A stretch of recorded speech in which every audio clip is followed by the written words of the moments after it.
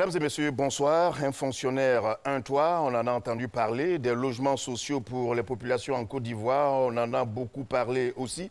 L'idée nous est donc venue d'en discuter ce soir au cours de notre émission Le Débat, parce que ce même sujet était au centre des revendications des enseignants récemment lorsqu'ils évoquaient des primes ou des indemnités de logement. Pourquoi a-t-on du mal à loger les Ivoiriens, ou bien pourquoi les Ivoiriens ont-ils du mal à se loger alors qu'en la matière, la Côte d'Ivoire avait été citée en exemple autrefois? Que faire? Ce soir, nous aurons des explications avec M. Célestin Kouala. Bonsoir. Bonsoir. M. Célestin Kouala est le directeur du logement et de l'aménagement foncier au ministère de la Construction, du Logement et de l'Urbanisme. Juste auprès de lui, M. Koulibaly Daouda. Bonsoir. Bonsoir. Daouda Koulibaly, vice-président de l'Association professionnelle des banques et établissements financiers de Côte d'Ivoire. Ensuite, M. Daniel Félix Hucher, bonsoir. Bonsoir. Vous êtes le premier vice-président de la Chambre des aménageurs et des promoteurs de constructeurs. Et nous terminons par M. Jean-Baptiste Kofi, bonsoir. Bonsoir. Président de la Confédération des organisations de consommateurs de Côte d'Ivoire. En tout cas, merci à vous, messieurs, d'être sur ce plateau pour que nous puissions profiter de votre expérience en matière de logement. C'est une situation qui préoccupe tout le monde, on le sait. Le programme de construction de logements sociaux annoncé en 2012 a suscité beaucoup d'espoir chez les populations en Côte d'Ivoire. À 6 ans après, les livraisons se font au compte-gouttes et c'est presque la désillusion chez les personnes qui ont une rémunération et qui espéraient tant après souscription. Un salarié peut-il encore être propriétaire en Côte d'Ivoire? Revenons sur la situation avec Astou Touré. Selon la Banque mondiale, ce sont 17 000 ménages qui se créent chaque année en Côte d'Ivoire et le problème de logement se pose avec acuité. Une étude du BNET réalisée en 2013 a révélé que le déficit cumulé en termes de logement en Côte d'Ivoire, c'est plus de 400 000 avec un accroissement de 10% chaque année. 97% des travailleurs publics et privés y compris partent à la retraite sans un toit selon la plateforme nationale des fonctionnaires. Les journaliers, après 30 ans de service et tout ça, on n'était pas pris en compte. Et on est resté sur le carreau. Et c'est maintenant qu'on vient d'être intégré. Est-ce que c'est sûr qu'avant d'aller à la retraite, on va avoir quelque chose, on va avoir un logement? C'est pas facile parce que le salaire est peu. Il y a une indemnité de résidence, mais qui date de longtemps, qui est de 15% du salaire de base. Et quand on sait les salaires que les fonctionnaires perçoivent, ça ne suffit pas véritablement pour permettre aux fonctionnaires d'accéder à un logement décent. Même pour avoir accès aux logements dits sociaux, il faut détenir un capital initial. Pour faire face à ce déficit, en 2013, le gouvernement ivoirien a annoncé un projet de construction de 60 000 logements sociaux par an pour un coût de 600 milliards de francs CFA. L'objectif de ce vaste programme était de permettre à chaque Ivoirien de devenir propriétaire d'une maison et vivre dans un environnement sain et sécurisé. Pour la mise en route du projet, sur 72 chantiers, 50 promoteurs agréés, dont 45 promoteurs nationaux et 5 internationaux retenus, 80 hectares aménagés. Seulement 6 ans après le lancement du projet, c'est la désillusion. Les clés tardent à être remises aux souscripteurs qui sont inquiets. Les logements sociaux qui, pour nous, étaient une bouffée d'oxygène, mais qui malheureusement a échoué. Ça nous a démoralisés. Et on est même dans une situation aujourd'hui où on ne peut pas nous rembourser. Les maisons tardent à sortir de terre à cause des questions foncières, semble-t-il. Cette question foncière, Cécile Kwame la connaît bien pour en avoir été victime. Nous avons eu affaire à des promoteurs véreux qui n'ont pas respecté le cahier de charges. Et jusqu'à présent, ce promoteur n'ayant pas payé, purgé le droit coutumier des chefs du village, qui lui ont donné le terrain. Aujourd'hui, nous avons fini de payer le logement à la banque. Et nous sommes retrouvés en justice. On n'a pas eu gain de cause. Les acquéreurs que nous sommes retrouvés seuls face au chef de terre. Le promoteur ayant disparu pour ne pas perdre son bien, elle se retrouve ainsi confrontée à un double paiement. Ces chefs du village, aujourd'hui, nous obligent à repayer le mètre carré, c'est-à-dire la terre. Nous sommes obligés de payer. On ne sait plus à qui on a affaire aujourd'hui. Nous sommes livrés aux villageois. Je suis fonctionnaire, je veux un logement. Mais comment faire pour avoir ce logement? À À Ebimpe, dans la commune d'Anyama, sur ce chantier de 7 hectares, 77 logements sont déjà visibles sur 351 à la fin du projet. Pour ce promoteur, acquérir les papiers est un préalable à toute construction afin de sécuriser les futurs acquéreurs. Aujourd'hui, il faut avoir ces différents papiers qui permettent de dire « je suis acquéreur de maison, je suis propriétaire de maison ». Donc nous avons mis l'accent sur les documents qui certifient effectivement que la maison vous appartient, tels que la CD et tout ça. Donc aujourd'hui, si vous achetez une maison, vous avez l'huissier et le notaire, surtout le notaire qui sera avec vous et qui vont vous présenter ces différents documents qui vous permettent à un moment de dire je suis propriétaire de ma maison, j'ai mon ACD. Cette problématique de l'insécurité foncière justifie la difficulté des bailleurs à financer le foncier et l'habitat. Constitutionnellement, la terre appartient à l'État. Culturellement, il n'y a pas qu'en Côte d'Ivoire, il y a l'Afrique subsaharienne en général, où il y a des propriétaires terriens qui ont un droit. C'est ce qu'on appelle la purge des droits coutumiers. Il faudra d'abord réglementer ça, mettre en place une réforme pour que nous puissions, à la longue, avoir un décret présidentiel pour réglementer cette purge des droits coutumiers-là, tout en permettant d'immatriculer les lots, éviter les lotissements villageois, l'anarchie au niveau du foncier, parce que tant qu'il y a anarchie au niveau du foncier, les investisseurs ne pourront pas investir et ça va créer toujours des blocages. Je m'explique très simplement. Un banquier, pour lui, lorsqu'il finance son argent, il a besoin de sécurité. La sécurité pour un banquier, c'est très important. La première sécurité qu'il prend en compte, c'est forcément l'hypothèque. La problématique du logement du salarié, la plateforme des fonctionnaires en fait une préoccupation première. Nous avons un déficit de 600 000 logements en Côte d'Ivoire. Et pour combler ce déficit-là, pour le district d'Abidjan, il faut pouvoir bâtir 25 000 logements par an. Donc c'est un constat. Mais nous, au niveau de la plateforme, nous n'avons pas voulu rester à constater que ça ne va pas. Donc il faut agir. Et nous avons commencé à réfléchir sur la stratégie, en naturellement utilisant ce que l'État a posé comme acte. Je voudrais dire que cela n'est pas trop perceptible par les Ivoiriens. L'État a posé 5 actes majeurs pour aider les fonctionnaires de Côte d'Ivoire à avoir leur maison en pleine propriété. Le premier acte, c'est le 28 mars 2013, l'État a lancé les logements sociaux. Pour nous, plateforme, c'est une réponse politique à la problématique du logement. Le deuxième, c'est les quotités accessibles. Aujourd'hui, on part de 35% à 57%. Donc ça ouvre beaucoup de champs pour les crédits personnels immobiliers au niveau des banques. Le troisième acte, c'est les frais des notaires, qui étaient à 18%, sont désormais à 10%, négociables avec le promoteur. Le quatrième acte, c'est la possibilité que l'État donne aux banques de donner crédit immobilier de 5 ans à 20 ans. Ce n'était pas possible avant.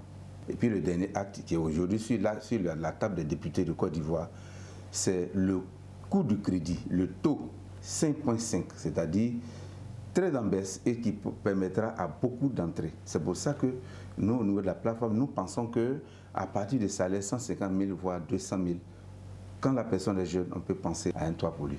Vis-à-vis des promoteurs, la plateforme a des principes inviolables. Premièrement, il n'y a pas d'apport. Quand vous voulez maison, en passant par nous, il y a sans apport.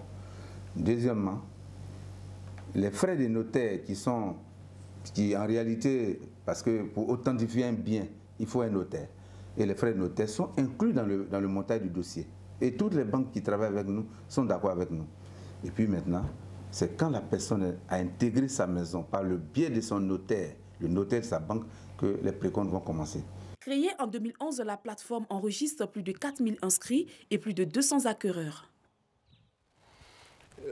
Bien naturellement, M. Célestin Kouala, c'est par vous que je vais commencer. Lorsqu'on suit ce documentaire, il y a beaucoup de choses qui ont été dites. On sent qu'il y a des solutions en vue, mais en même temps, on est dans le véritable problème. Quel diagnostic aujourd'hui vous faites très nettement de la situation de déficit de logement en Côte d'Ivoire?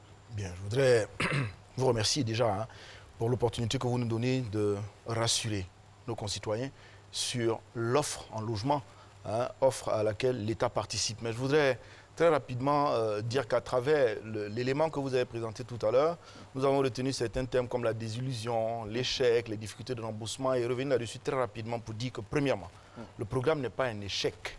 Le programme est en cours, c'est une dynamique. Nous l'avons dit à plusieurs reprises. Dans des pays comme le Maroc, que nous citons assez souvent comme des modèles, eh bien, ça fait plus de 20 ans que le Maroc est en train de construire des logements sociaux pour arriver aujourd'hui à environ 100 000 logements par an. Nous sommes à pratiquement 9 555 logements, autour de 12 000 au total, quand on va ajouter les logements de la SICOGI en termes d'offres. Mais je le dis et je le répète, le programme n'est pas un échec, loin de là.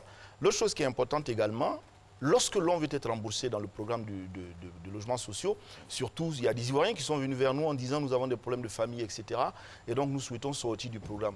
Tous les Ivoiriens qui veulent être remboursés sont remboursés dans ce programme. C'est une instruction de son Excellence le Premier ministre et le ministre Bruno Nabagné Koné s'y attelle à chaque fois que les procédures sont engagées pour pouvoir rembourser. Quant à la problématique de l'ACD, nous sommes en train de nous organiser pour qu'effectivement les promoteurs immobiliers puissent bénéficier, j'allais dire, entre guillemets, d'un guichet spécial afin de pouvoir acquérir leurs ACD, afin de consolider leurs droits, j'allais dire, dans de bons délais, dans des délais raisonnables. Parce qu'effectivement, le crédit promoteur s'adosse sur l'ACD. C'est sur l'ACD que le banquier va prendre une hypothèque et donc faciliter la mise en œuvre du programme. Et dire également à tous les fonctionnaires qui ont pu intervenir dans ce programme que nous sommes d'accord avec eux. C'est pour cela que nous, aujourd'hui, on va parler beaucoup plus, au lieu de la possibilité de l'offre, mais d'une offre inclusive. Le gouvernement est actuellement soucieux de cette frange de la population. C'est quand même 70% de nos actifs qui ont moins de 250 000 francs. À l'intérieur de ces 70%, il y a près de 40% des Ivoiriens qui ont moins de 150 000 francs par mois.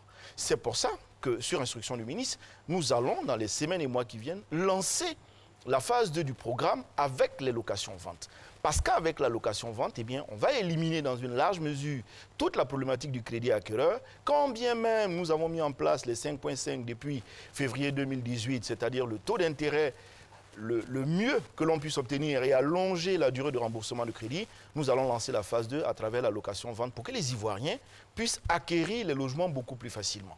Et dire que c'est vraiment une dynamique, et je le répète, et j'insiste, ce programme n'est pas un échec, c'est une dynamique. Non, vous avez été bien entendu. Merci. Vous dites que ce n'est pas un échec, mais lorsque je paye pour une maison sur un délai bien clair, que je vais avoir cette maison et que je ne l'ai pas, je peux continuer à être désillusionné, je peux penser que c'est un échec.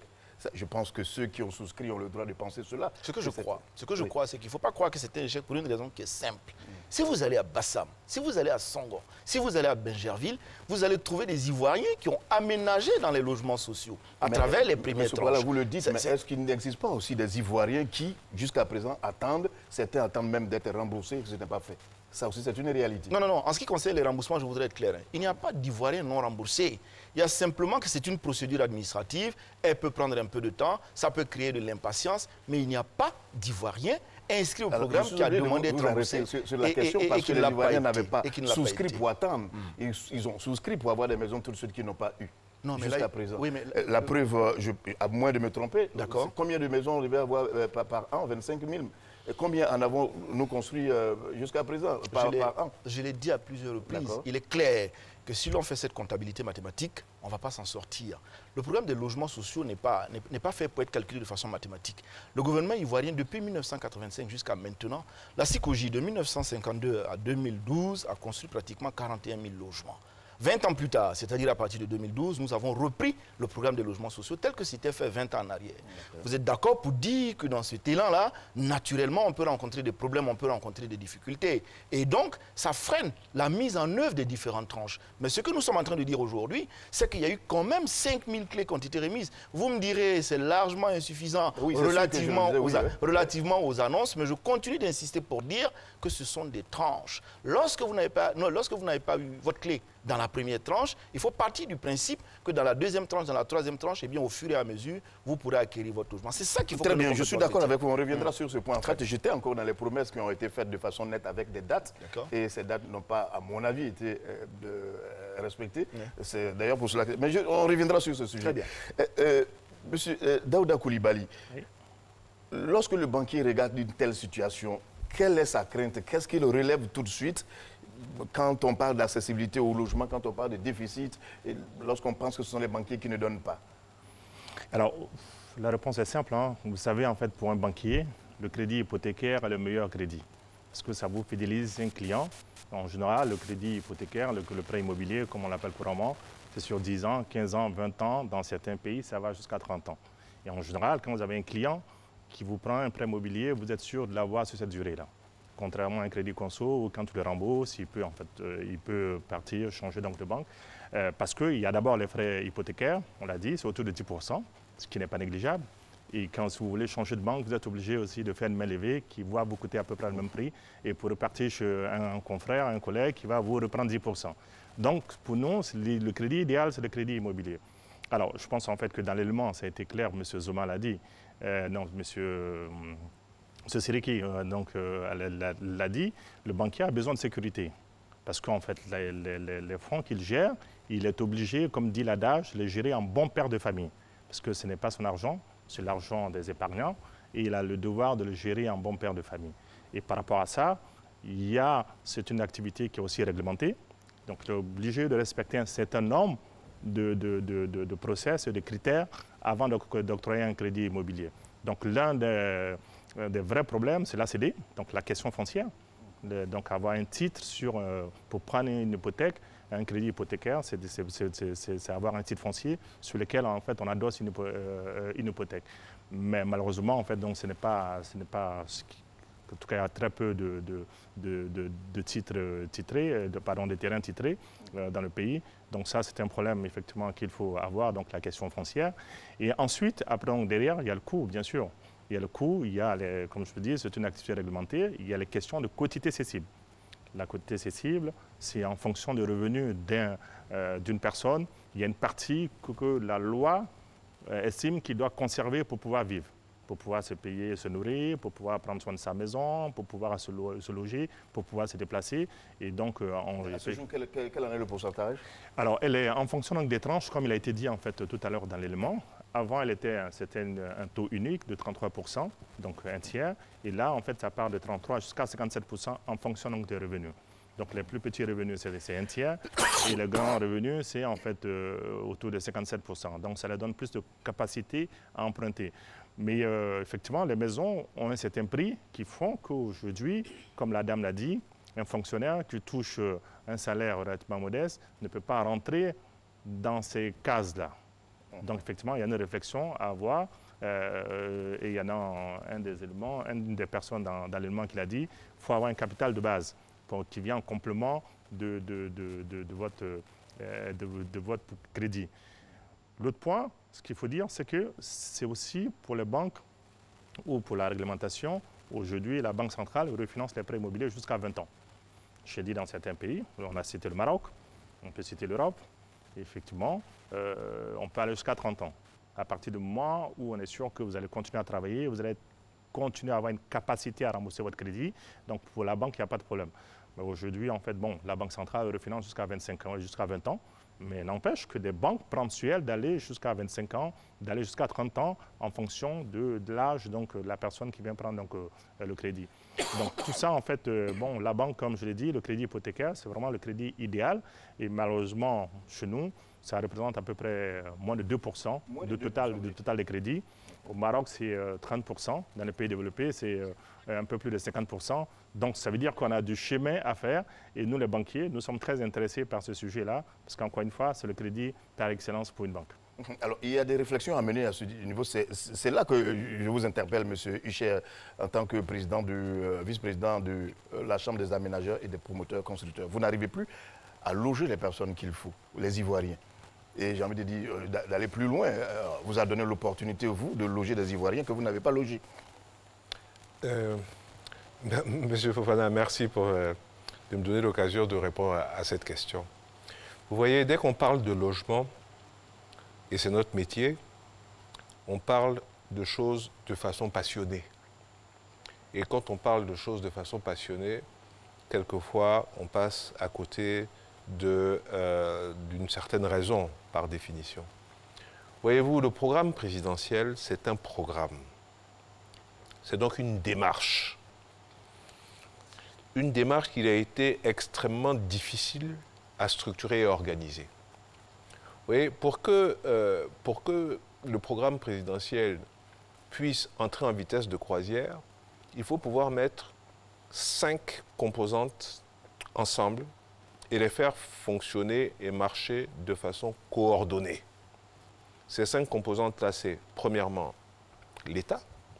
C'est l'État qui est notre patron dans le cadre du programme. Deuxièmement, ce sont les promoteurs que nous représentons. Troisièmement, c'est des banques qui financent les promoteurs. Quatrièmement, c'est les acquéreurs. Et cinquièmement, c'est les organismes financiers qui financent les acquéreurs. Dans le cadre d'une démarche de promotion immobilière à grande échelle, comme le programme présidentiel, quand vous n'avez pas ces 5 composantes-là qui regardent toutes les 5 dans la même direction, vous ne pouvez pas véritablement atteindre les objectifs que vous souhaitez. Alors, moi, je serais dans le doute dans ce cas-là. Si vous me dites les structures que vous venez de citer ne regardent pas dans le même sens. Alors, ce que je peux vous dire, c'est que aujourd'hui, ces structures regardent exactement dans la même direction. Le ministère de la Construction, qui est notre tutelle, on se rencontre de façon régulière pour voir comment régler chaque problème qui se pose. Nous, les promoteurs, bien entendu, on est extrêmement motivés par le programme présidentiel. Troisièmement, les banques qui nous financent demandent des choses très simples et quelquefois un peu difficiles à réaliser. Vous savez, pourquoi je dis très simple? Parce que la banque, son problème, c'est comment je rentre et comment je sors. Comment je finance un programme et comment on en sort. Or, on en sort comment? Par le client, l'acheteur, dont on est sûr lorsque le logement sera terminé, il sera en mesure de payer. C'est comme ça que la banque a la possibilité de sortir d'un programme. Donc, juste pour finir, pour finir, c'est que le problème qui a été posé dans le cadre de la démarche du programme présidentiel, c'est que dans la plupart des cas, la demande n'a pas été une demande organisée et structurée. C'est ça qui est la difficulté. Or, je vais vous donner un simple exemple. On voyait tout à l'heure une dame de la fonction publique dire j'ai acheté un terrain avec un promoteur, j'ai eu à payer la maison, et puis aujourd'hui, j'ai des difficultés pour rentrer dans la maison. Parce que ce promoteur-là, lui-même a des difficultés avec les populations qui sont propriétaires de ce terrain. Mais dans le cadre du programme présidentiel, ça ne peut pas exister. Alors, dans le cadre du programme présidentiel, Monsieur Huchet, j'ai vraiment envie de comprendre. Quel est le véritable problème? Parce que vous êtes accusés très fermement, vous les constructeurs, vous les aménageurs, vous êtes accusés très clairement. Vous aurez eu les moyens qu'il faut, vous n'avez pas pu loger, enfin il y a environ 45 ou 50 structures comme ça qui n'arrivent pas à loger des gens. C'est une réalité. Non, c'est pas... Vous savez, il y a des choses qu'on dit et puis des choses qui sont réelles. Ce n'est pas vrai? Non. Dans le cadre du programme présidentiel, cette situation ne peut pas se poser. Dans le cadre du programme présidentiel, déjà, toutes les ressources que vous encaissez, vous encaissez sur un compte séquestre. C'est ce qui faisait dire à M. Kouala tout à l'heure que dès que quelqu'un demande un remboursement dans le cadre du programme présidentiel, ce remboursement, il est sûr de l'avoir puisqu'il est logé sur un compte séquestre. Ça, c'est déjà la première des choses.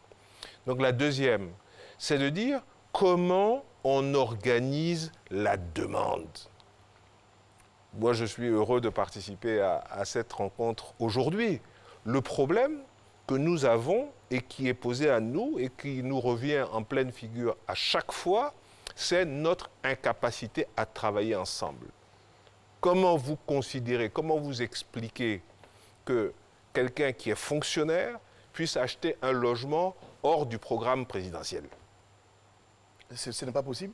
Non, je dis, comment expliquer que quelqu'un qui a, dans le reportage que vous avez montré tout à l'heure, comment expliquer que quelqu'un qui est fonctionnaire peut acheter un logement hors du programme présidentiel? Non, il faut revenir dans le cadre de ce programme, se dire que ça a été difficile à mettre en œuvre et qu'aujourd'hui, avec l'administration que nous avons, avec le ministre que nous avons, avec les relations que nous avons avec le ministère de la Construction, et avec les relations que nous avons aussi avec nos partenaires banquiers, n'oublions pas, je parle sous le couvert et sous le contrôle de M. Daouda Coulibaly, il y a à peu près 3 ou 4 ans que les banques, de façon générale, financent sur 20 ou sur 25 ans. Il y a 4 ans, les banques ne finançaient pas sur ces délais aussi longs. Par conséquent, en tant que promoteur, vous vous trouviez dans des situations où vous aviez des clients, mais des clients qui n'étaient pas financés sur des délais longs. Quand on n'est pas financé sur des délais longs, on ne peut pas systématiquement acheter un logement. Très bien. Monsieur Jean-Baptiste Kofi, vous avez entendu, vous êtes une association, une fédération d'associations de consommateurs. Qu'est-ce que vous dites quand les populations ne peuvent pas être logées, ou bien lorsque les populations payent et qu'elles ne sont pas logées, elles n'ont pas leur maison? Alors, je voudrais sur ce plateau prolonger le cri de cœur de toutes ces personnes que vous avez interrogées et puis ne pas forcément engager ce débat avec M. Kouala. C'est le verre à moitié plein et à moitié vide. Lorsqu'on dit que le programme de logements sociaux a été un échec et estime que ce n'est pas un échec, et c'est un processus à apprécier. Mais je voudrais qu'on s'accorde peut-être sur les chiffres, qu'on regarde les chiffres. La réalité des faits aujourd'hui, c'est que les chiffres de l'Institut national de la statistique nous disent clairement que moins de 20% des ménages pauvres dans notre pays sont propriétaires de leur maison. Pourquoi on a cette situation? On a cette situation parce qu'aujourd'hui, une maison moyenne va vous revenir entre 20 et 24 millions. 20 et 24 millions pour avoir un prêt pour acheter une telle maison. Il faut avoir autour d'un revenu de 600 000 francs par mois pour espérer avoir un prêt de 15 millions. Là, je passe sous le couvert du banquier qui est sur on aura le temps de vérifier cela tout à l'heure. Donc, vous avez vu, alors, à 600 000 francs par mois, vous pouvez espérer avoir un prêt immobilier. Et ça part de 5 à 20 ans. Et à cela encore, il faut ajouter la complexité de la mise en place même du prêt immobilier, parce que les banquiers vont s'entourer d'un maximum de garanties, notamment tout ce qui est titre foncier, il faut impliquer les notaires.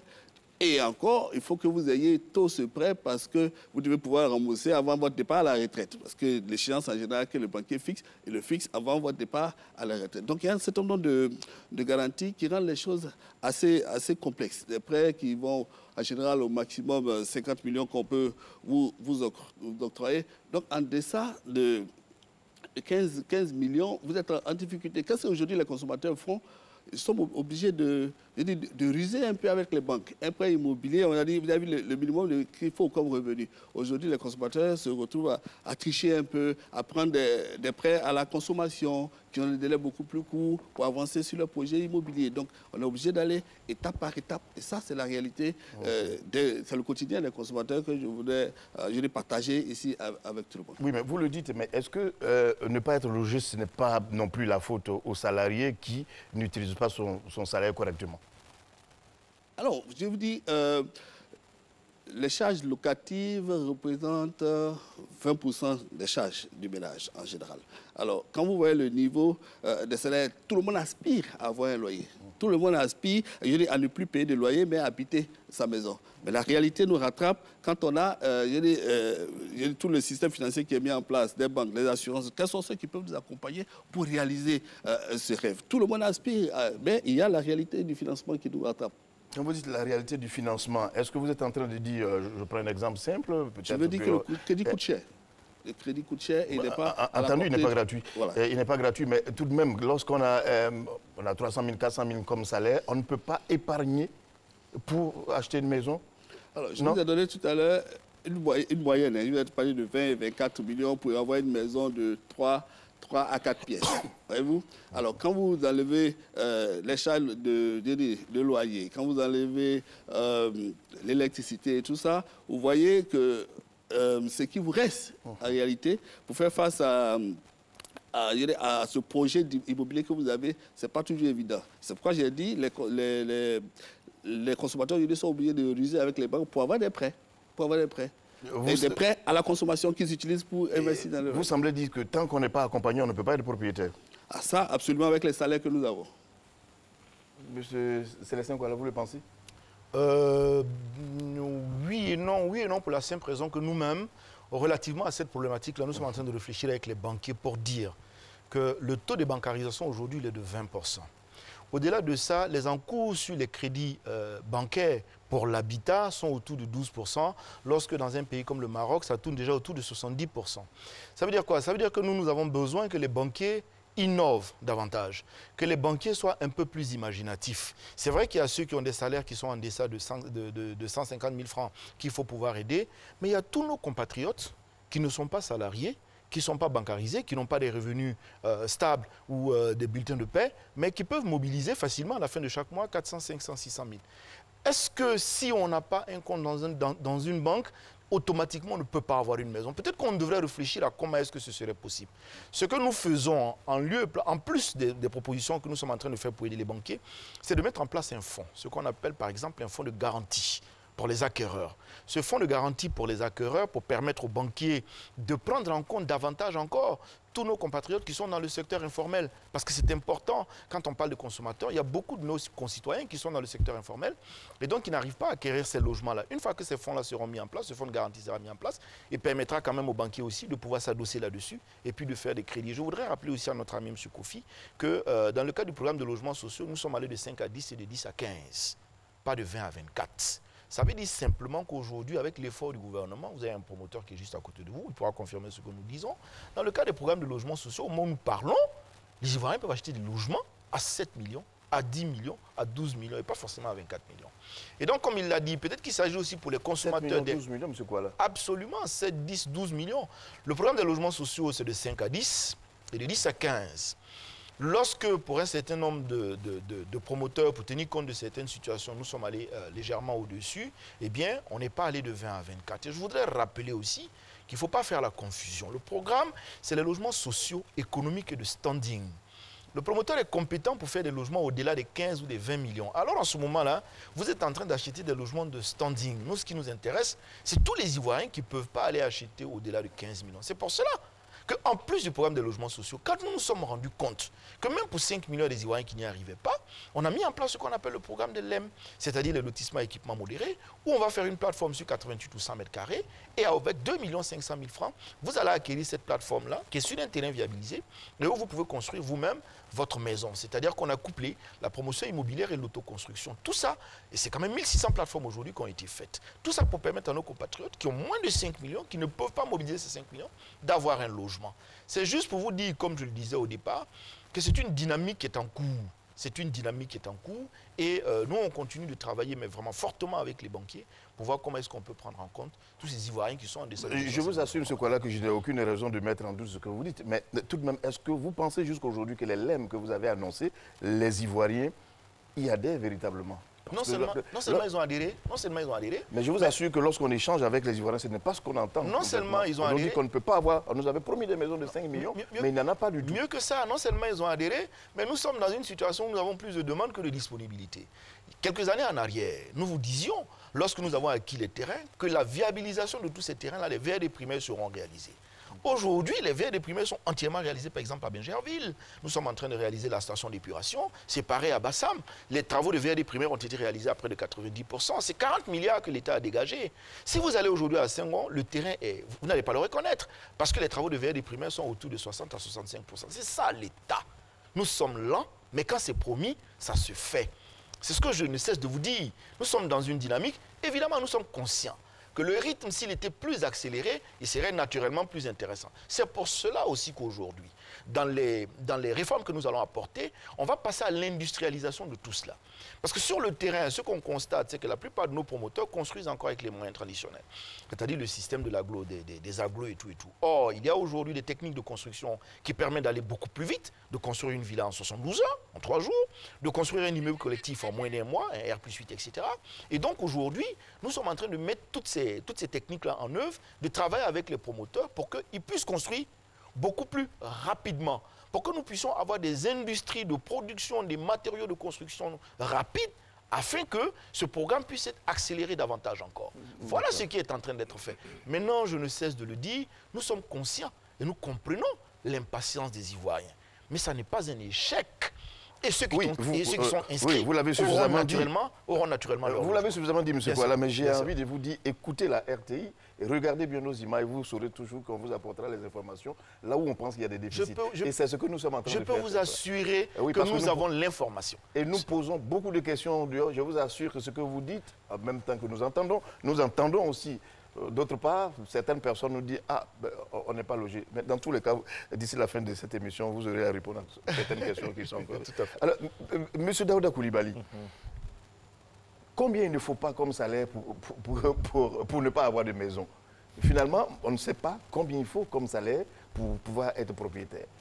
M. Kofi disait tout à l'heure, pour avoir une maison, il faut avoir au moins 400 000 francs. Ça veut dire que quand on a 250 000 francs comme salaire ou 200 000 francs, on ne peut pas, vous, banquier, vous ne voulez pas courir des risques. Vous prenez moins de risques. Alors non, c'est pas ça. Avant le risque, il y a d'abord la loi. Il y a d'abord la loi en termes de quotité cessible. Avant même d'arriver sur la question du risque. Vous ne pouvez pas prêter en fait plus qu'un certain pourcentage à une personne. Pour quelqu'un qui a 80 200 000, si c'est le cas, c'est 35%, donc c'est un tiers. Et donc, parce que la loi estime que sur les 2 autres tiers, il a besoin de se nourrir, de se déplacer, de vivre, de s'occuper de sa famille. C'est indiscutable, forcément. C'est la loi. Sur tout ça, on veut toujours la quantité accessible. Alors, oui. Mais le véritable problème, maintenant, à qui vous ne donnez pas, quel salaire vous ne donnez pas de crédit? Nous donnons, en fait, à partir du moment où il y a un titre foncier, à partir du moment où il y a un salaire qui est domicilié, donc les fonctionnaires, comme je l'ai dit, donc il y a un salaire qui est domicilié, il y a un titre foncier. Nous sommes allés jusqu'à, en fait, à prendre en charge les frais de notaire dans les coûts de crédit que nous donnons, en fait. Donc, c'est pour dire, même, et nous, avant, on demandait un apport, et là, on a même levé la condition de l'apport. Donc, on paye les frais de notaire, 0 apport, et on donne donc le crédit. Après, encore une fois, donc, je pense que Jean-Baptiste a touché donc, le point, c'est aussi donc, le coût des maisons que les gens veulent. En fonction du type de maison qu'ils veulent, il y a un certain coût. Et peut-être que c'est ça qu'il faut voir. Et par rapport à ce coût, nous, par la loi, dit qu'on ne peut pas leur donner avant même que la question de risque se pose. Est-ce que vous êtes en train de dire que la grande majorité demande plus que sa capacité financière? En général, les gens aiment bien avoir, comme il a dit, une maison avec 2 chambres, au moins, sinon 3, 3 pièces, un salon, 2 chambres, une pour les parents, une pour les enfants. Et donc ça dépend du quartier aussi. Donc, si vous voulez, dans le quartier de Cocody, Benjerville et tout ça, oui, effectivement, ça sort peut-être de votre capacité. Et ce qu'il faut dire aussi, c'est qu'il y a l'impatience parce qu'il y avait déjà un déficit qui était très important. En 2012, il était estimé à 400 000 logements. Et il était prévu qu'il s'accroisse, donc je parle sous votre contrôle, de 40 000 chaque année. Donc il y a déjà en fait une situation qui était difficile qui se posait. Maintenant, l'État se débat comme il peut, les promoteurs se débattent comme ils peuvent, les banques se sont beaucoup assouplies. On a parlé, en fait, M. Chia a parlé effectivement des clients qui ne peuvent pas emprunter sur une longue durée, mais comme je parlais tout à l'heure du refinancement Banque centrale, qui il y a quelques années était à 10 ans, après il est passé à 15 ans, et là, depuis 2012, il est passé à 20 ans. Et par rapport à ça... Les banques se sont assouplies, c'est ce que vous avez dit? Les banques se sont alignées, elles font des crédits systématiquement jusqu'à 20 ans aujourd'hui, sans interrogation. Maintenant, pour les fonctionnaires qui demandent tôt un crédit, la banque peut se permettre d'aller jusqu'à 25 ans, d'aller jusqu'à 30 ans. Donc, c'est une souplesse que les banques, en fait, donc, se donnent. Et comme je dis, en fait, donc, les banques ont entraîné beaucoup de souplesse parce qu'avant, et encore une fois, comme il a dit, moi, quand je prenais ma première maison, on me demandait un apport de 20% et les frais de notaire étaient à ma charge. Et là, aujourd'hui, je vous dis, tout ça, on l'intègre dans le coût de crédit. Donc, c'est quand même une avancée très forte. Parce qu'encore une fois, comme je vous dis, le crédit immobilier, c'est vraiment le crédit par excellence des banques. Oui, ça, c'est un regard en direction de Jean-Baptiste Kofi, certainement, qui va réagir. Monsieur Daniel Félix Huchet, aujourd'hui, de façon précise, est-ce que vous, pour loger quelqu'un, je n'ai pas envie de dire vous regardez son salaire, mais quel est le salaire que vous pouvez prendre pour nous faire une démonstration véritablement, pour nous montrer que vous êtes prêt à loger tout le monde? Parce qu'on le dit, moi je continue d'être pessimiste sur la question, que tous les salaires peuvent avoir une maison. Et j'ai déduit de tout ce que j'ai entendu tout à l'heure qu'on dirait qu'on vit au-dessus de nos moyens. Oui. Non, c'est pas ce que vous avez dit, c'est comme ça que j'ai compris plus ou moins.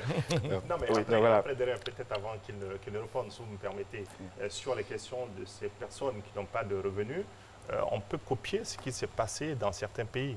L'exemple du Maroc, avec un fonds de garantie, le Fogarim, qui existe, où sur chaque sac de ciment qui est vendu, chaque matériaux qui rentrent dans la construction d'une maison, il y a une partie qui est prélevée, qui est mise dans un compte de garantie et qui permet en fait donc de garantir les crédits de ceux dont vous parlez. Ceux qui n'ont pas en fait donc de salaire important, ou ceux qui sont dans l'informel et qui parfois brassent effectivement beaucoup plus d'argent que les fonctionnaires, mais comme ils n'ont pas de fiche de paie, ça rassure en fait le banquier de se dire qu'il y a un fonds de garantie qui est là. Et ça, c'est le travail de l'État. Et c'est la proposition que vous faites à M. Kouala, cette dynamique. Cette proposition, nous l'avons faite en 2012 lorsque l'APB a fait ce qu'on appelait les journées donc, des banquiers qui étaient dédiées à l'immobilier, au financement donc, de l'immobilier. Et donc, nous avons recensé un certain nombre de procédures, de process qui ont marché ailleurs. Nous avons fait venir un spécialiste du Maroc, nous avons fait venir un spécialiste de France. Ils ont partagé avec nous leur expérience et nous avons fait un recueil que nous avons remis donc, aux autorités.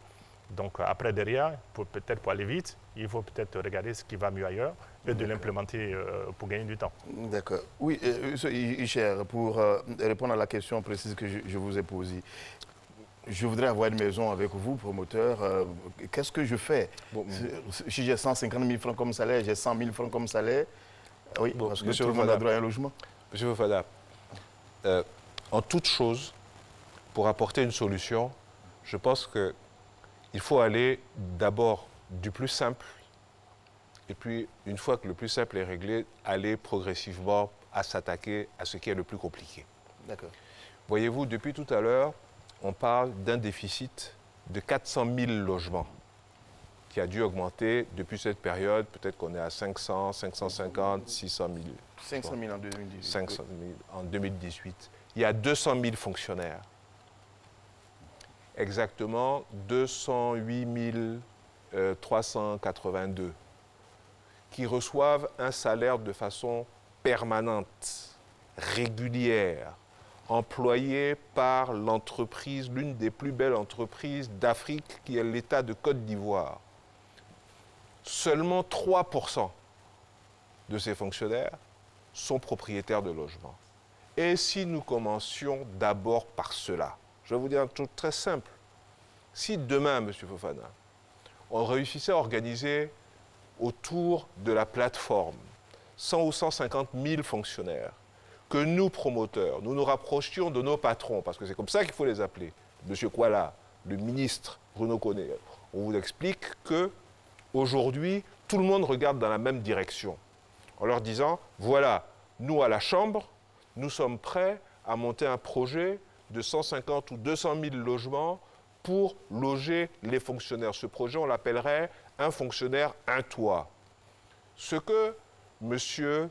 Daouda Coulibaly vient de nous expliquer aujourd'hui, mais qu'on savait, parce que c'est notre métier, c'est que non seulement pour une maison qui va coûter 7 millions, la banque va être en mesure de pouvoir financer 7 millions, mais que ces 7 millions-là, dans le cadre d'un fonctionnaire, ne va pas vraiment coûter de trésorerie à la banque, puisque la Banque centrale est en mesure de pouvoir refinancer ces 7 millions.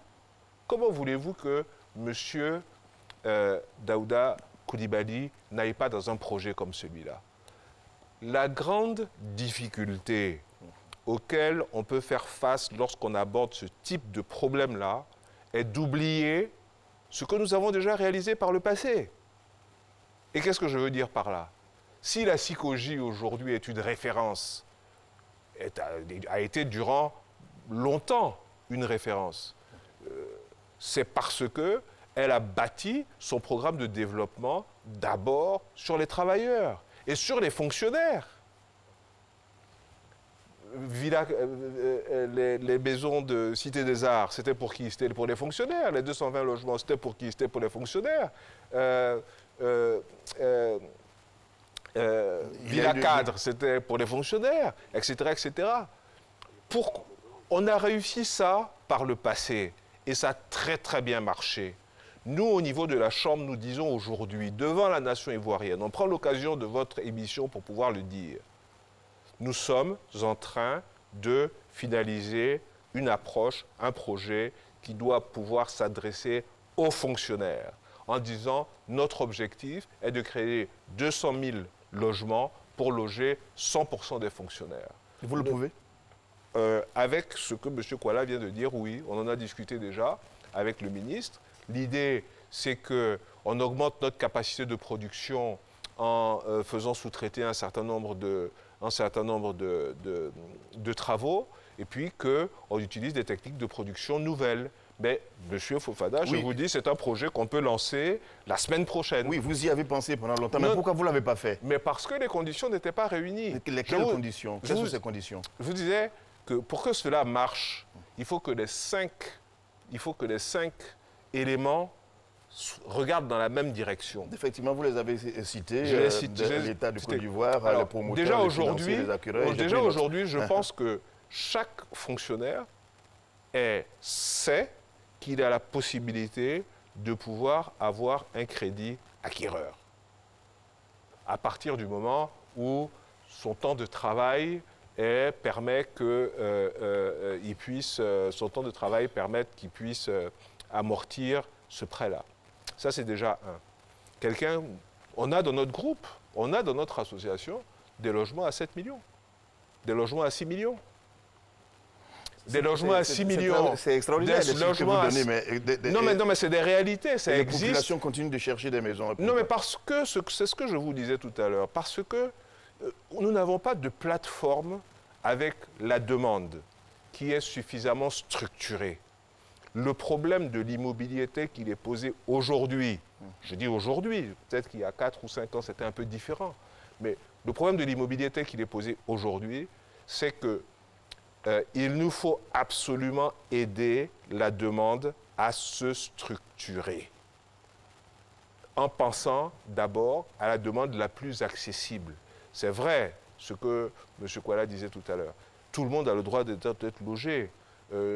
Ceux qui sont dans l'informel ont peut-être des revenus qui sont supérieurs. Mais ok, d'accord. Mais ceux qui sont fonctionnaires ont des revenus sûrs. Ce n'est pas difficile pour nous d'aller chercher des ressources pour construire pour quelqu'un qui a des revenus qui sont des revenus stables. Parce que les banques vont pouvoir financer. Nous allons développer ce point tout à l'heure. C'est quoi votre réaction, M. Jean-Baptiste Kofi? Moi, j'ai envie de demander à mon voisin où est-ce que la Chambre était lorsque l'État lançait les projets sociaux, parce que j'ai l'impression que peut-être ils ont fait des espèces de suivi, évaluation des programmes sociaux là, concernant les logements pour peut-être concevoir leurs projets, parce que là, ils disent pratiquement les mêmes chiffres que le représentant du ministre a donné pour l'acquisition du loyer. C'est pratiquement les mêmes coûts qu'ils proposent. Alors, pourquoi ils ne sont pas intervenus lorsqu'on lançait le programme? Quel est le point d'ancrage entre eux et le ministère pour que c'est maintenant que la Chambre fait cette proposition? C'est une question, c'est une accusation à la fois. Oui, allez-y, M. Hichet. Non, mais au moment où on lançait ce programme-là, ce n'était pas les financements sur 25, les financements acquéreurs sur 20 ou 25 ans, n'étaient pas systématiques. Alors, on va vendre le logement à M.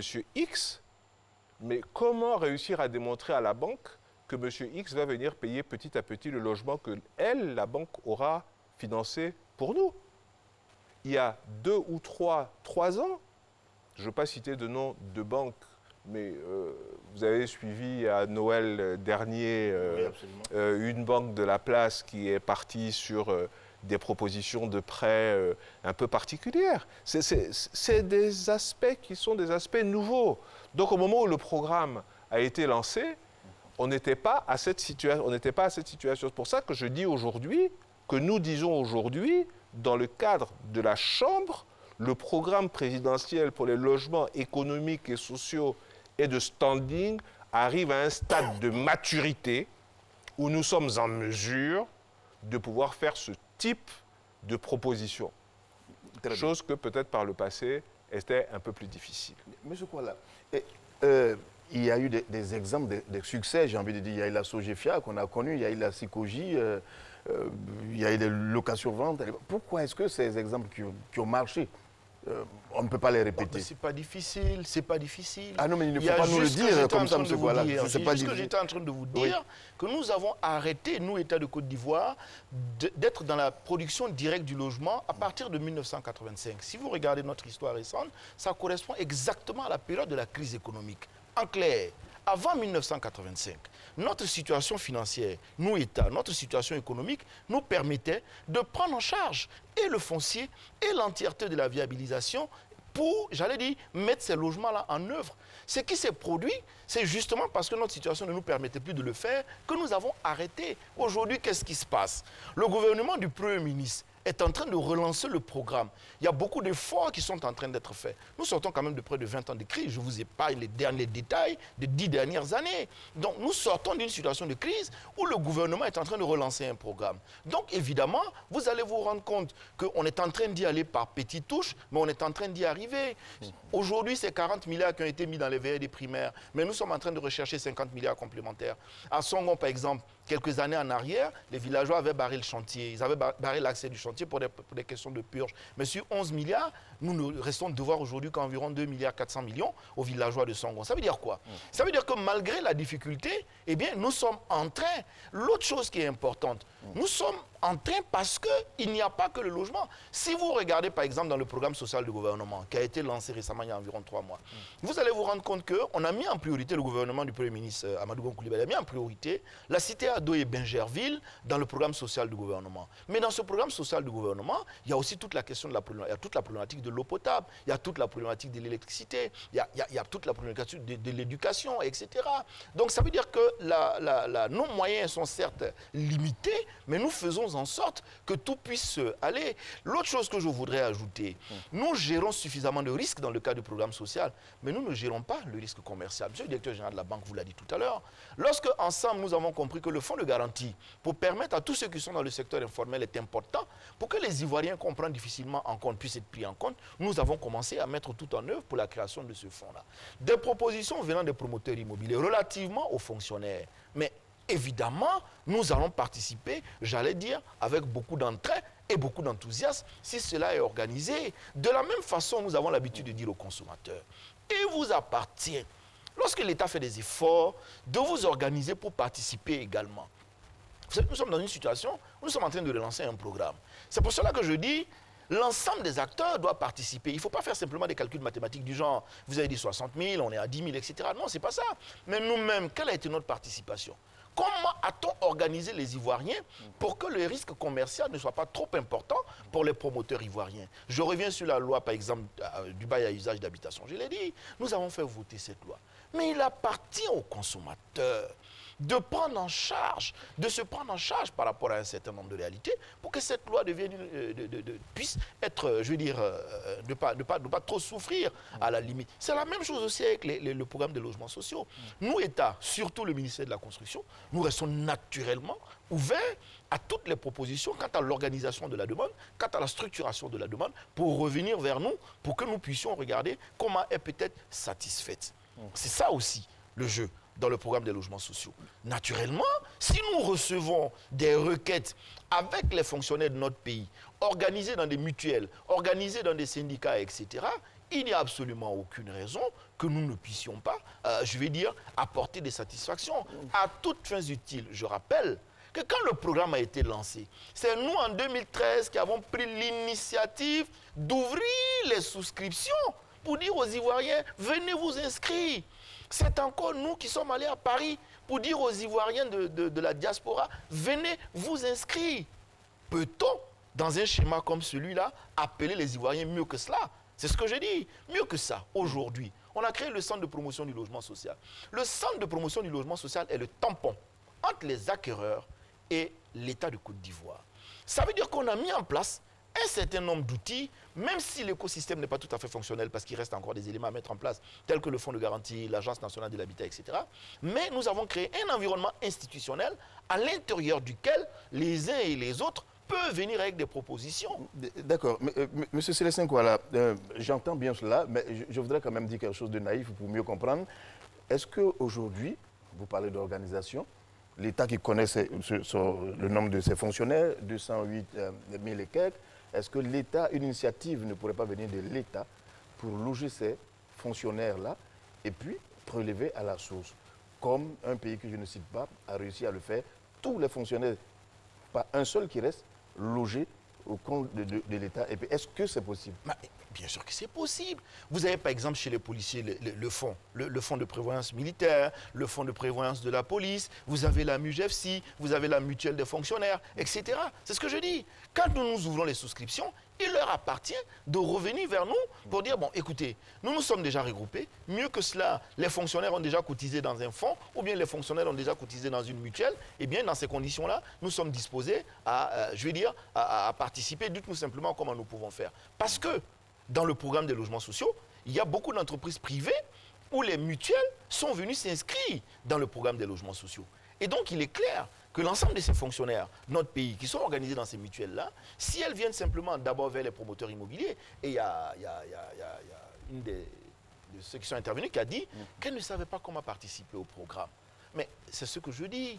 Les Ivoiriens ont un avantage aujourd'hui. Qu'est-ce que nous on a fait? Si vous allez à Songo, vous avez 29 promoteurs immobiliers qui sont installés les uns à côté des autres. Vous avez l'occasion non seulement de voir de façon réelle ce qu'ils vous proposent, mais mieux que ça, de connaître les coûts. Pareil à Bassam, pareil à Bingerville. Vous avez le centre de promotion du logement social qui attend simplement que vous veniez vous y inscrire. Donc tout a été fait de sorte à ce que les Ivoiriens qui sont intéressés par le programme des logements sociaux puissent s'inscrire facilement et, je veux dire, attendre la mise en œuvre du programme et la remise des clés. Très bien. Et comme on l'a déjà noté en Côte d'Ivoire, avoir un toit pour se loger est une grosse préoccupation pour toutes les populations. Pour la seule ville d'Abidjan, en 10 ans, la population urbaine est passée de 2 millions à plus de 4 millions, donc près de 5 millions, c'est-à-dire un taux d'urbanisation entre 41 et 50%. Donc, malgré donc les efforts qui ont été consentis, un programme de construction de 60 000 logements, le problème de financement du logement continue de se poser avec acuité. Conséquence, c'est une grande souffrance pour les populations. Il y a forcément une explication à cela. Voici l'avis d'un expert en finance sur la question, des propos recueillis par Flora Balogueï et Chris Diomandé. La location de logements, mais bien plus encore, l'acquisition de logements décents à coût réduit constitue un véritable casse-tête pour les populations. Le mécanisme utilisé pour être propriétaire d'un bien immobilier pose problème. Il est basé sur un système bancaire. Or, la majeure partie de la population vivant en Côte d'Ivoire est faiblement bancarisée, ce qui l'exclut d'office du processus d'acquisition d'un toit. D'autres facteurs bloquants pourraient être pris en compte. Tout ce qu'on a conçu est basé sur une sécurisation du remboursement. Aujourd'hui, une banque peut donner un crédit bancaire parce que la personne qui sollicite le crédit, on a une certitude dans son remboursement. La majorité de la population n'ayant pas les moyens, le système traditionnel que nous utilisons aujourd'hui ne peut pas résoudre le problème. Au niveau même du système de financement, on a un problème. Un logement a une durée de vie économique qui est de minimum, si elle est bien faite, 30 ans. En principe, le crédit doit s'adosser à cette durée économique. C'est-à-dire qu'on devrait faire des crédits immobiliers de 30 ans. Mais le problème, c'est que pour pouvoir faire des crédits immobiliers de 30 ans, il faut savoir que je vous finance à un taux réduit parce que j'ai acquis mon financement à un taux réduit. Le financement coûte cher parce que nous utilisons le financement à court terme pour régler un problème qui est un problème de long terme. Et dans ce cas-là, les taux utilisés font que l'argent coûte cher. On a eu une explosion du prix des terrains à cause de la pression démographique qui fait que le terrain est déjà cher. Donc, même si nous trouvons une solution pour des financements à long terme et que le terrain est toujours cher, les matériaux utilisés sont chers, le résultat sera qu'on financera toujours un produit qui est cher. Si le système semble ne pas être adapté à la réalité économique du pays, la forte défiscalisation à mettre en place pourrait encourager les entrepreneurs qui viennent aider l'État à construire suffisamment de logements à coût modéré, voire réduit, au profit des populations. D'autres solutions pourraient être envisagées.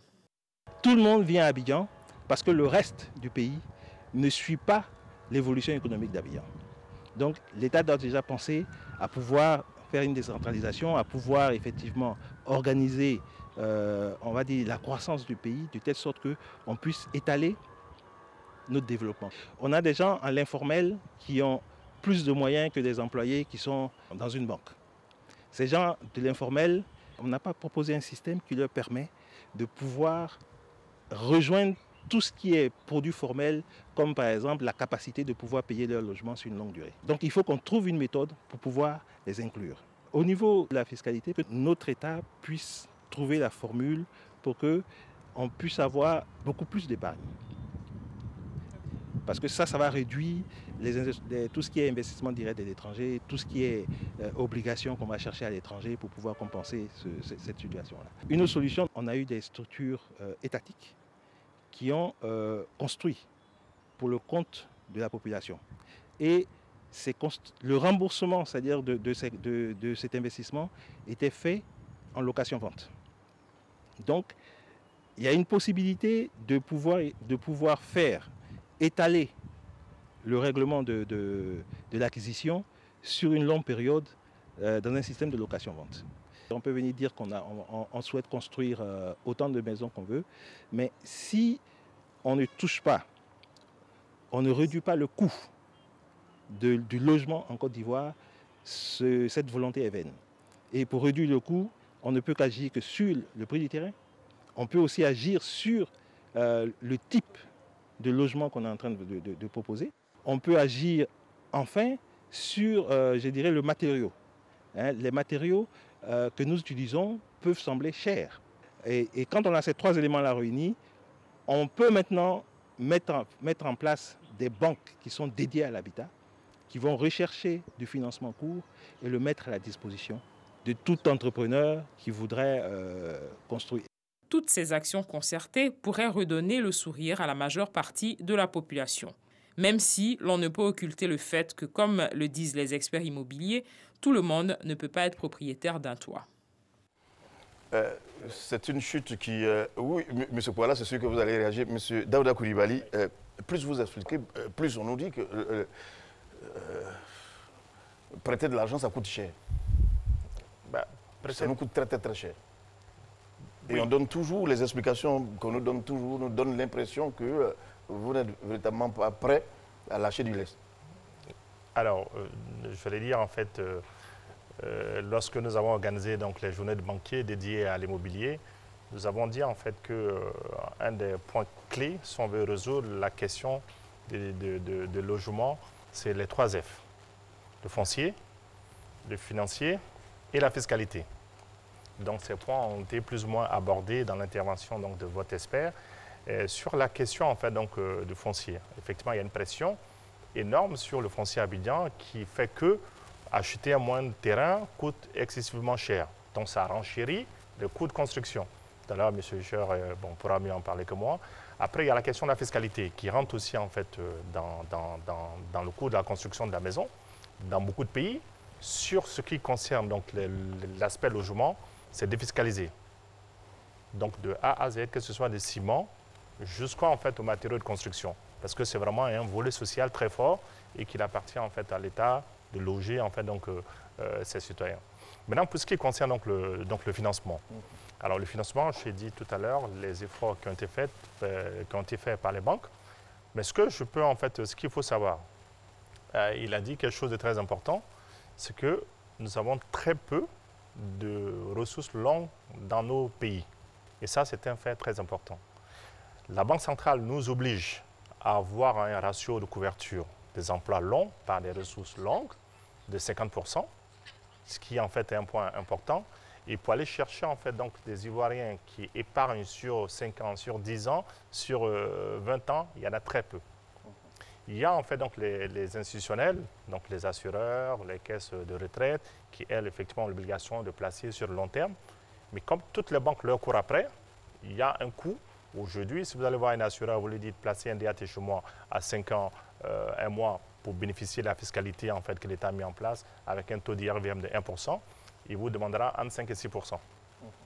Donc mécaniquement, si vous achetez de l'argent à 6%, vous ne pouvez pas vous ajoutez vos frais de gestion, vous ajoutez en fait donc, le coût de risque, vous ajoutez votre marge bénéficiaire, vous êtes au moins à 8%.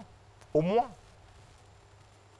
Oui, après, derrière, même des organismes qui ont été mis en place, comme la caisse de retraite, la caisse de refinancement hypothécaire, donc de CRH-UMOA, qui était un formidable instrument.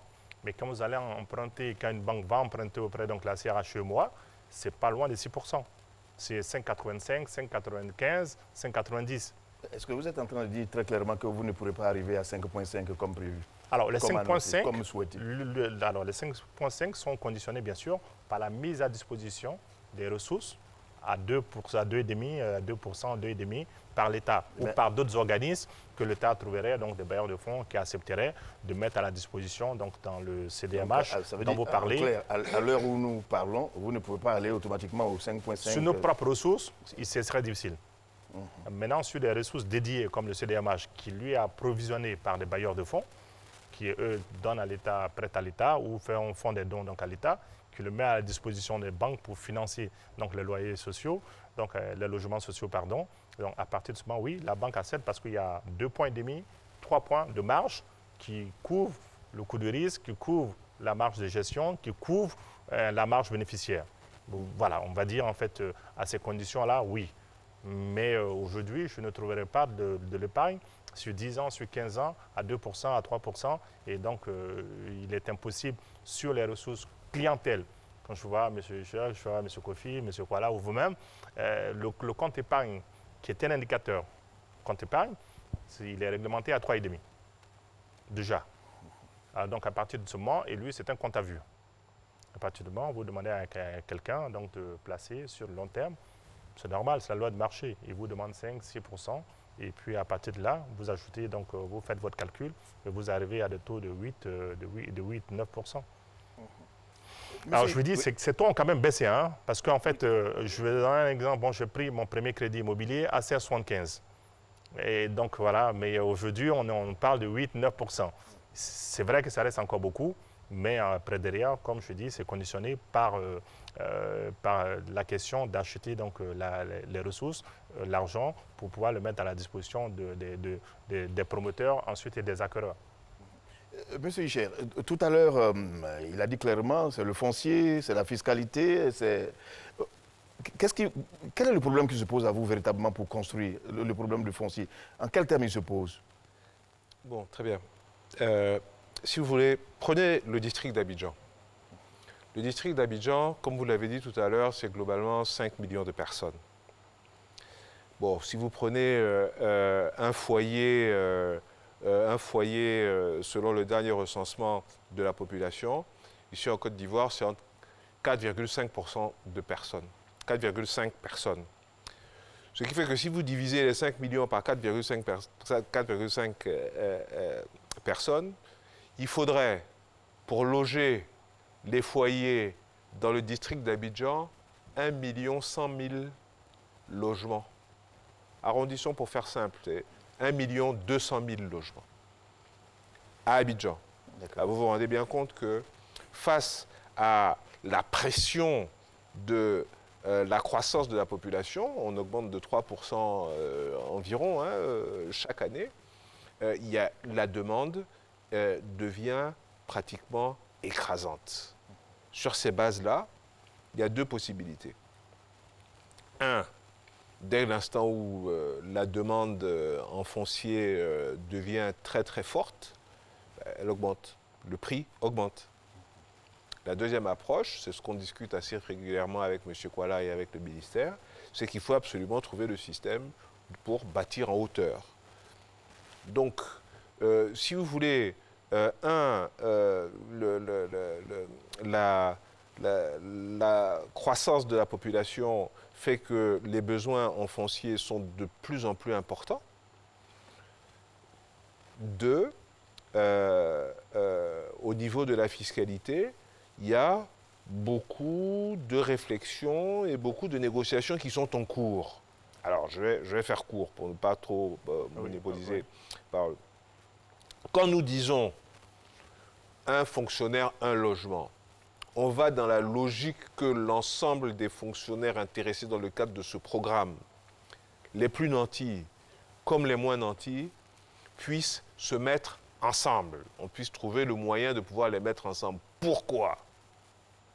Parce que lorsque vous êtes dans de l'économique à 23 millions, ou même quand vous pouvez être dans un peu plus dans un standing à une trentaine de millions, le ministère, même le ministère du budget, n'est pas fermé à une discussion d'une construction hors TVA. Cette construction hors TVA générerait les ressources qui nous permettraient de, au lieu d'offrir des maisons à 7 millions ou à 8 millions, de pouvoir offrir des maisons peut-être à 6 millions. Et si ces maisons à 6 millions sont financées sur 25 ans, comme disait M. Koulibaly tout à l'heure, ben, au lieu de payer des mensualités de 50, 30, 40, 45 000 francs, ben, vous pourrez payer des mensualités de 30 000 francs. À partir de là, on peut loger tout le monde. Voilà pourquoi nous, à la Chambre, nous disons, le problème du logement en Côte d'Ivoire n'est pas structurel. Il est d'abord une façon de réfléchir. Soyons capables de nous mettre ensemble pour aller dans un projet ensemble. Vous allez sur un débat national sur la question? Oui, mais parce que c'est comme ça que la chose se pose. Monsieur Fofana, et je vais finir par là. Si demain matin, ensemble, avec des promoteurs, on va voir Monsieur Koulibaly, pour lui dire, Monsieur Koulibaly, regardez, on a 200 000 personnes, ou mettons même, faisons simple, on a 100 000 personnes à loger. Et puis voilà comment on a structuré notre affaire. Et puis ces 100 000 personnes sont des fonctionnaires. Et ces 100 000 personnes, dès que nous aurons fini le logement, M. Kouala nous donnera l'autorisation de leur remettre les clés. Mais la deuxième rencontre, c'est plus nous qui allons voir M. Koulibaly, c'est M. Koulibaly qui viendra nous voir. C'est simplement une question d'organisation. D'accord. Je voudrais quand même poser une question simple pour une réponse rapide. Toutes conditions réunies. Aujourd'hui, vous, constructeurs, quel est le salaire minimum que vous puissiez accepter pour construire une maison, et une maison de combien? De façon concrète. Monsieur X est à la maison, il vous suit, il dit, bon, j'ai 150 000 francs comme salaire, je dis un exemple. Quel est le salaire? Prenez un exemple et donnez-nous, dites-nous quelque chose de rassurant pour que nous puissions savoir quelle maison vous pouvez nous donner. Selon nos calculs, oui. Selon nos calculs, sur 25 ans. Sur 25 ans. Avec la possibilité que la personne puisse se financer sur 25 ans. Quelqu'un qui gagne 150 000 francs peut acheter une maison de 7 à 8 millions. Sur 25 ans. Sur 25 ans. À un taux de 8%. À un taux de 8%. Je crois que la question de la durée, est un problème qui est plus fondamental que la question du taux. Vous pouvez avoir un taux de 5%, si vous avez 0 comme prêt, ça fait 0 de 5%. D'accord. Hein? Bon. D'accord. Cet exemple, on le comprend mieux. Là, ça voudrait dire que vous êtes en train de prendre ce travailleur en début de carrière, très rapidement, en début de carrière. Oui, monsieur Jean-Baptiste Kofi.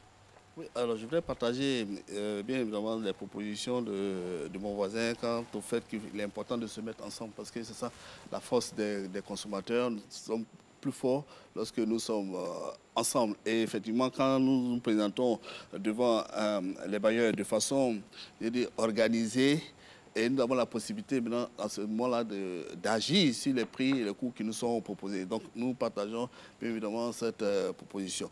Maintenant, on a parlé du problème du foncier. Au-delà de tout ce qu'on a soulevé, la pression foncière fait qu'aujourd'hui, il y a un phénomène sur lequel je voulais entendre le ministère, parce que nous sommes demandeurs évidemment d'une émission justement là-dessus, sur la fraude sur le foncier. Aujourd'hui, on vous délivre un ACD qui est censé être définitif, mais il n'est pas définitif parce que demain, il peut être remis en cause par quelqu'un d'autre qui présente le même document. Donc c'est une véritable poudrière que je voulais partager avec le ministère de la Construction. Les ACD devaient nous rassurer, devaient nous permettre de nous présenter à la banque pour dire que voilà, nous avons un titre sur un terrain, est-ce que vous pouvez nous financer? Mais aujourd'hui, quand vous avez un ACD, vous devez dormir avec un œil ouvert parce que tout peut arriver. Est-ce que M. Kouala est saisi de cette situation? Bien entendu. Vous êtes en train de dire qu'il y a du faux sur le terrain. Il y a un problème. Ça, on a des cas précis, on a des documents qu'on peut mettre à la disposition. du ministère. Il y a eu des cas, je vous donne un exemple qui est terrible, là où on pense que les différentes administrations doivent beaucoup plus travailler en synergie plutôt que côte à côte. Il y a eu par exemple dans la zone de Port-Boué un lotissement qui a eu lieu, des ACD ont été distribués et puis après on nous dit donc que le lotissement est annulé lorsque les gens ont commencé à même à payer aux impôts. Donc quand l'administration envoie de tels signaux, c'est préoccupant quand même pour les consommateurs. Oui, bon, dans tous les cas, c'est votre seule version qu'on a entendue sur la question, mais on verra bien. Qu'on peut mettre à la disposition du bien ministère. sûr, nous serons intéressés par faire une émission là-dessus. Le directeur des magazines de l'information n'est pas loin de vous. Alors, monsieur Célestin Kouala, c'est un exemple simple qu'il pose. Hein. Le problème foncier, c'est une réalité.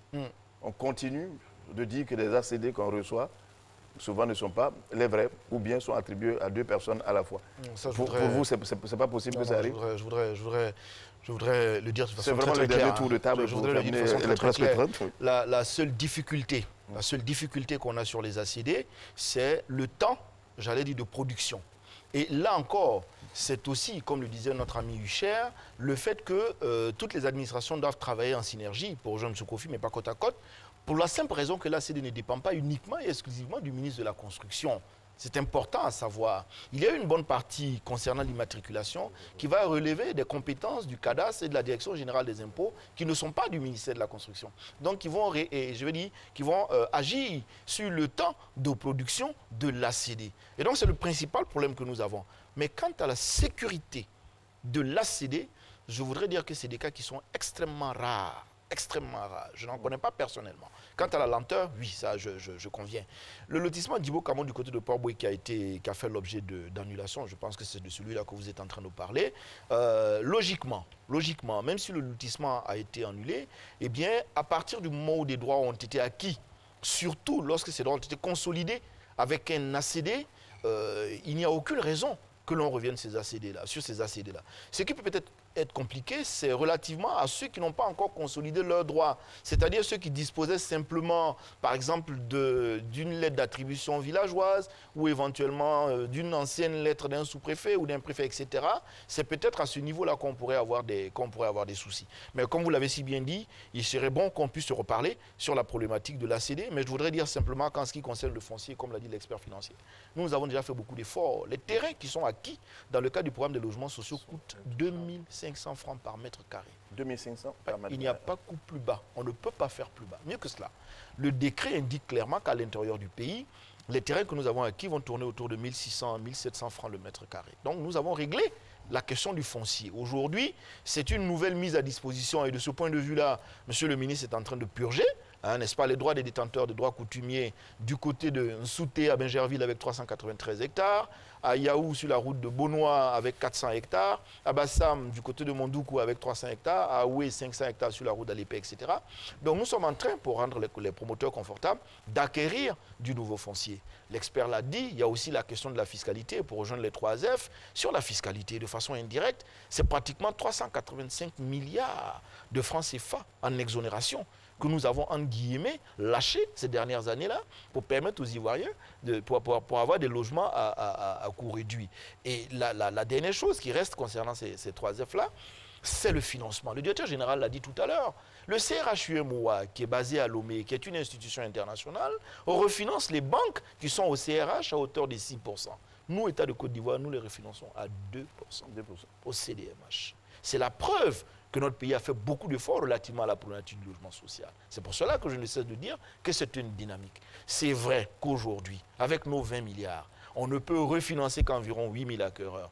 Mais nous continuons de dire aux banquiers qu'il faut peut-être commencer déjà avec ces 20 milliards, qui vont permettre de refinancer certes 8 000 logements, mais qui peuvent être alimentés par la suite pour que l'on puisse, j'allais dire, refinancer davantage encore d'acquéreurs. Ça, c'est vraiment en ce qui concerne, j'allais dire, le financement dont a parlé notre spécialiste tout à l'heure relativement à la problématique du coût de l'argent, du coût de l'argent dans le cadre de la problématique du logement social.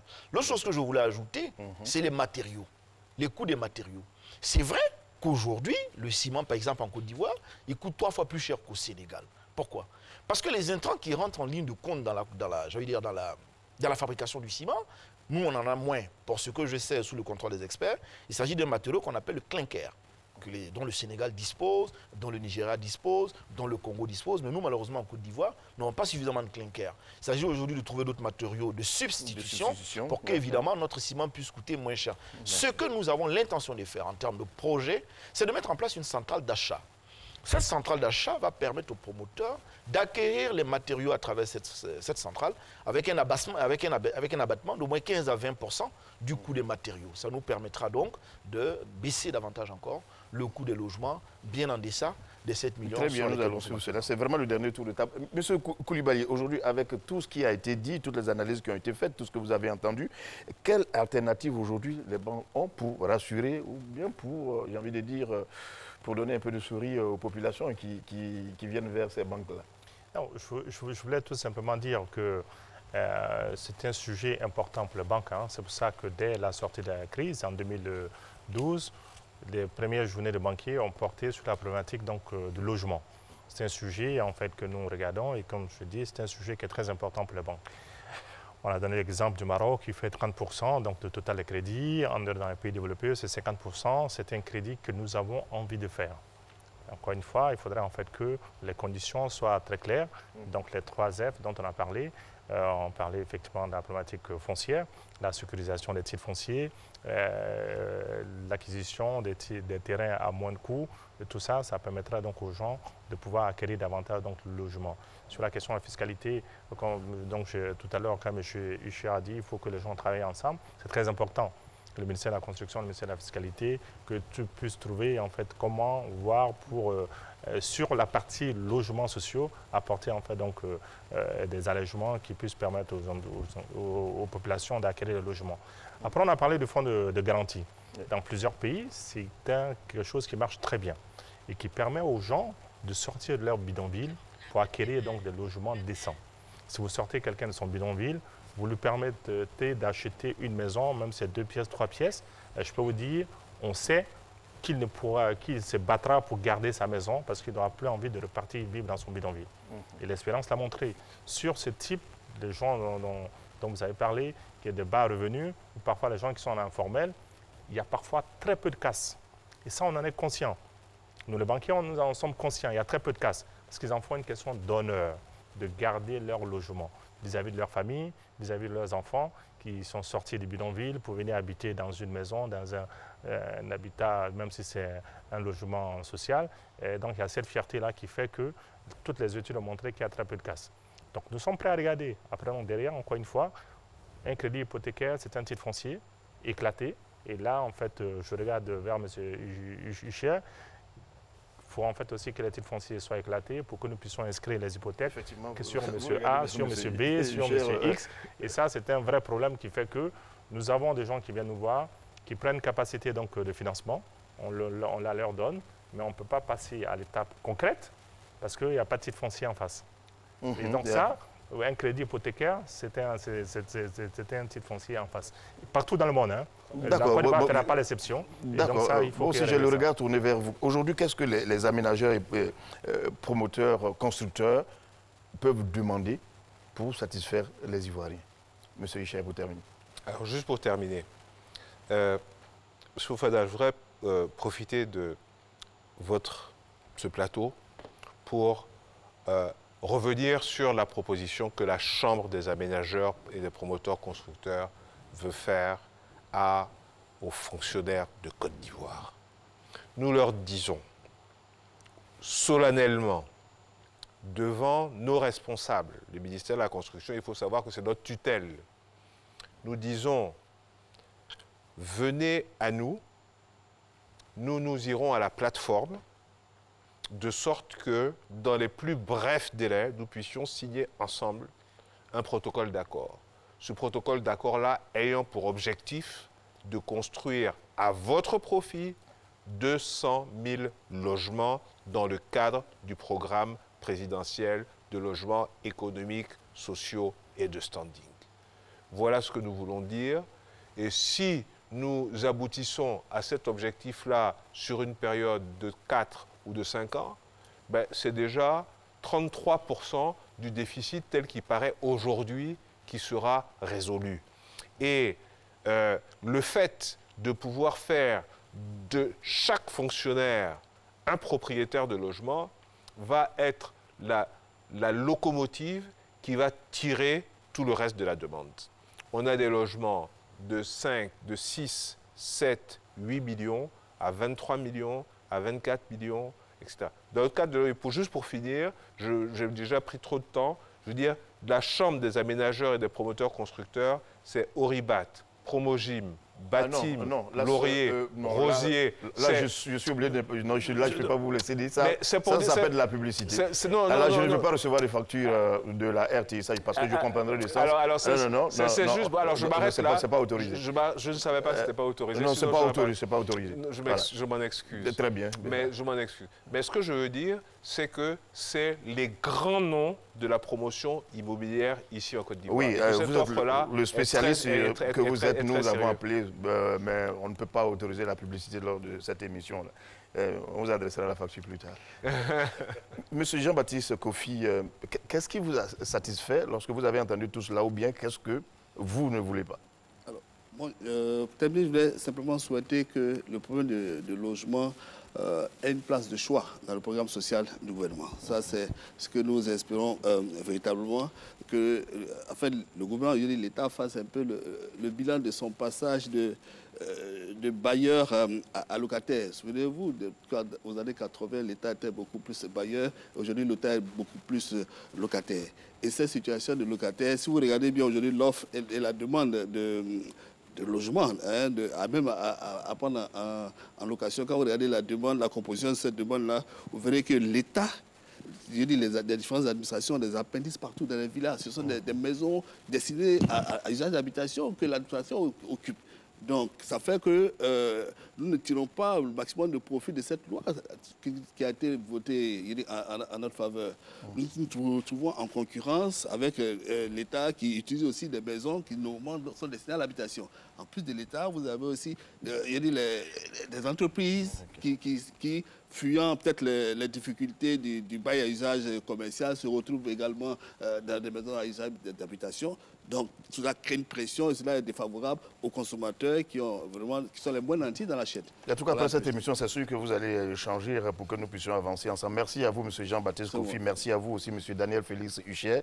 À vous, M. Célestin Kouala. Et merci à M. Daouda Koulibaly pour ses éclairages sur la problématique de l'accès au logement en Côte d'Ivoire. Comment y faire face avec les problèmes qui ont été évoqués, foncier, financement et fiscalité. Et nos invités appellent presque à un débat national de spécialistes sur la question. Merci de nous avoir suivis. Le débat s'est terminé pour ce soir. On se retrouve dans 15 jours.